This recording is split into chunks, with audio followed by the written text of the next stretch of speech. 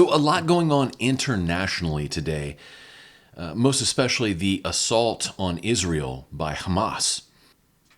And after taking a little bit of time to study the events going on in Israel, there's a few conclusions that I've reached. Number one, this was an extremely well-coordinated attack on the state of Israel. This was a very well-planned assault. It was multi-pronged and it featured elements from air, sea, and land. Also, this attack occurred on the Jewish holiday of Simchat Torah. So not only was it well coordinated from a tactical and an operational standpoint, but strategically, it was very well thought out. The agents of Hamas caught the state of Israel completely unaware of what was going on. And as such, they were able to penetrate at least 15 miles out of the Gaza Strip and into Israel proper. They've probably achieved a lot more than that by the time you've heard this recording. Now, based on what we're seeing or what we're allowed to see from the war zone, we also see that the Hamas fighters are not showing any mercy whatsoever. They are killing soldiers, they are killing civilians, and they are taking hostages for later on. So where does this all go from here? Well, I'm going to break that answer down into two sections. The first section will be what I think Israel's response will be. The second section will be what I think the response of Hamas and their allies will be. Firstly, Israel has to respond with maximum force to this attack.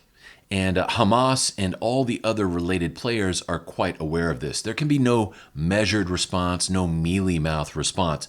Israel has to come back with a crushing blow against the people who are invading them. And I suspect this crushing blow will be a leveling of the Gaza Strip. I think whatever form that takes, if it's blown to smithereens with artillery and bombs, if it's a ground invasion, if it's a combination of that and other things, I think the Gaza Strip will be eliminated as a future threat for future invasions.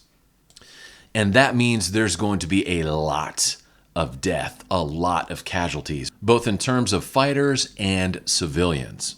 And that segues into what I think happens with Hamas, Hezbollah, and all of the various individuals and groups who are against Israel. They know that Israel is likely to have a very hard response to this invasion, and that's exactly what they're hoping for. Because quite frankly, Hamas alone and the Palestinians alone are not strong enough to defeat Israel. They do not have the manpower, they don't have the techne, they don't have the technological capability or the hardware to get the job done. Even adding in Hezbollah, Hamas, Hezbollah, and the Palestinians working together, they are still not strong enough to give Israel a proper defeat. So what has to happen from their standpoint are other players must enter this fray. And that could mean Al-Qaeda, ISIS, that could be other countries such as Saudi Arabia or Iran proper or Turkey or even Egypt. That is what it's going to take to defeat Israel and to drive the Israelis into the sea. So we're in for a very hair-raising and bloody next several days and perhaps even next several weeks in this region.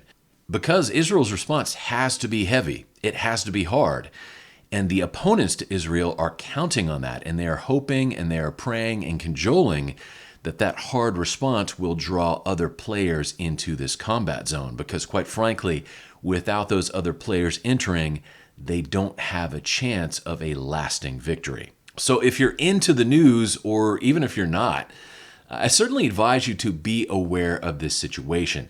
This is a significant development in world affairs. And as many churchgoers know, or folks who read their Bible, this affair, this war will eventually draw in every country on the planet.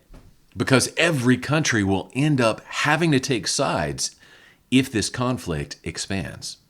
Keep your eyes peeled and certainly keep paying attention to what's going on.